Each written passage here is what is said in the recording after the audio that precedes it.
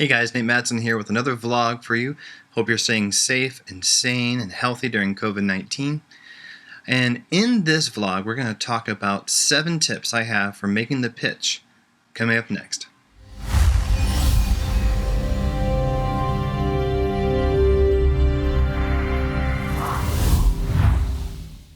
Alright, so quick disclaimer. I've got my kids. They may make a cameo. You might hear screaming and shouting in the background.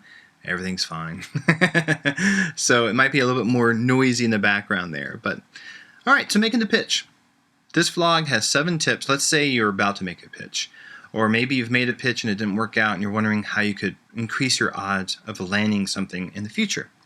That's the whole point behind this vlog. So let's jump right in. First thing is be concise. Attention spans are short. Nothing is as bad as when you have someone that goes on and on and on. I have this problem. I have to tell myself to just trim it out. Sometimes I find myself sharing information that's not really that pertinent to the listener. And so be concise. That was number 1. Number 2, be energetic, but don't overdo it. You've seen those folks on YouTube where everything is dialed up to 11. Oh my God, everything's a scream. Everything is just like facial reactions are really just dramatic. That gets tiring in my opinion. Now you do want to be engaged. You do want to be invested and energetic, but you don't want it to seem like you're hopped up in speed either. So there's a balance there, but be energetic. Number 3, be relevant. This kind of ties into number 1, but don't get into the weeds and don't talk about things that won't help your client. Perfect example of that is if you're talking to a film director and you go way into detail about audio implementation in Unity, that's not really going to be pertinent to the director. It's not going to help solve their problems. Instead, you want to talk about solutions that they are going to need and use. Perhaps the problems that they've already identified or problems they haven't even identified yet and say, hey, I've been in this boat, I've seen this happen and this. So whatever happens along the production line, I can help you with that. That's going to be more reassuring to them and help increase your odds of sealing the deal. All right, number 5, be relatable. Is that right? 1, 2, 3, 4. Number 4, Nathan can count. Number 4, be relatable. Look for ways you can relate to your client. I don't mean this in a cheesy, bad sort of way or like a styrofoam fake sort of way.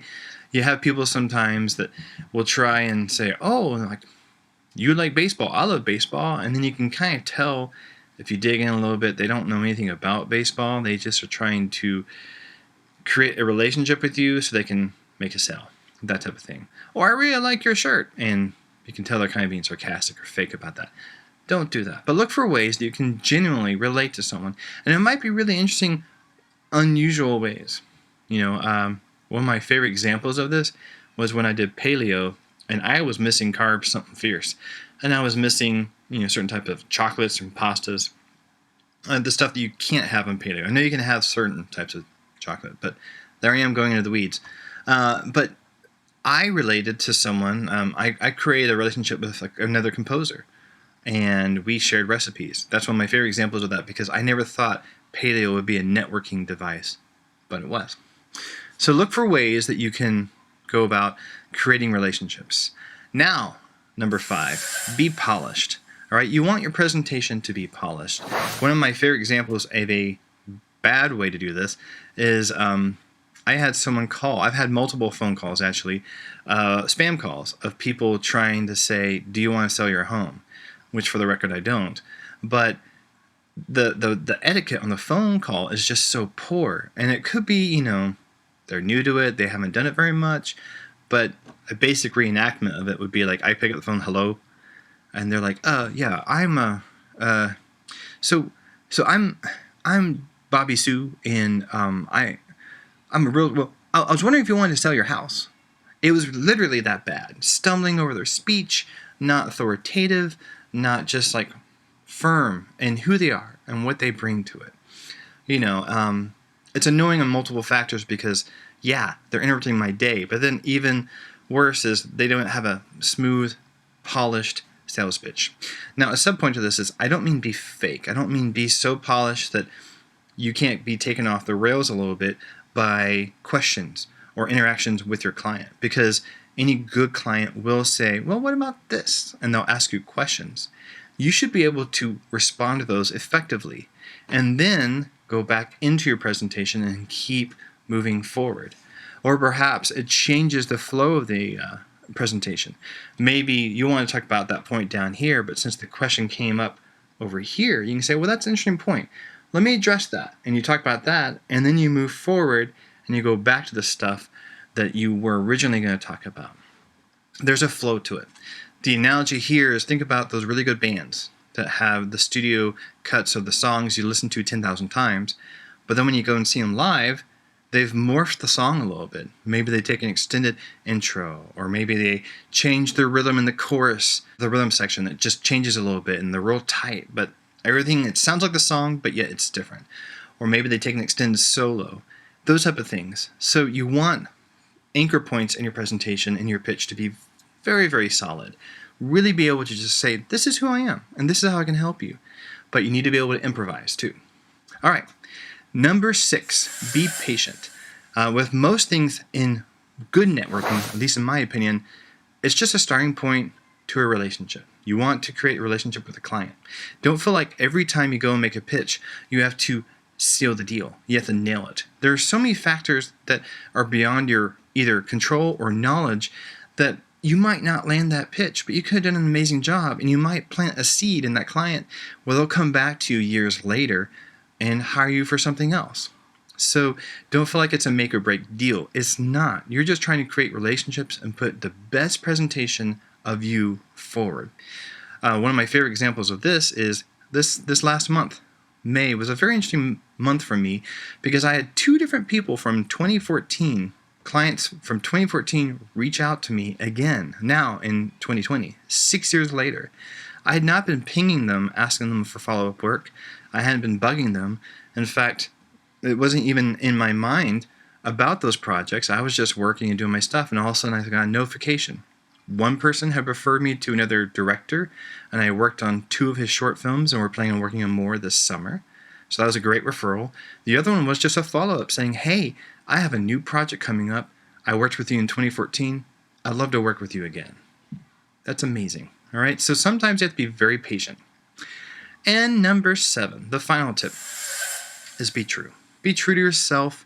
Most people have a good BS meter, and they can tell when someone's faking it, and they can tell when someone's genuine. You know, my vlogs are not flawless. I stumble over words, I mispronounce things, just like that. I mispronounce things. Sometimes I stutter. I'll leave all that stuff in. I edit out some of the stuff to try and make it a cohesive, somewhat concise experience. But I think you get to see me and my nerdy humor and my analogies and disclaimers, all that stuff. You're seeing me. You want that for when you're making the pitch. Because not only are they looking at your work and they're evaluating, can this person meet the aesthetic and the cost and the schedule that we have, they're looking at, can this person work within the culture of my team or with me? Do they seem like a jerk? Do they seem genuine? Do they seem flexible, accommodating? Do they seem passionate and engaged about what they want to do? So be true. A lot of times people can keep up a facade for a little bit, but then there's little cracks. And so don't go down that road.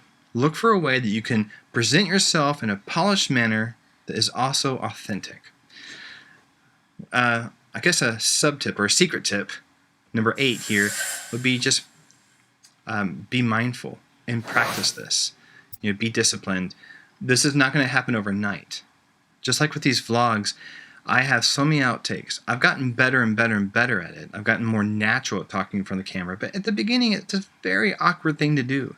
And even today, I've had to do a couple of different little edits here and there, or a couple of different takes because I messed things up. I'm like, I can do this better. So doing your pitch will probably require some practice. Find a friend, find a colleague, find a parent, a family member, someone you trust, maybe a pet, and practice. Practice it, or just practice with the computer. Record yourself, and then review.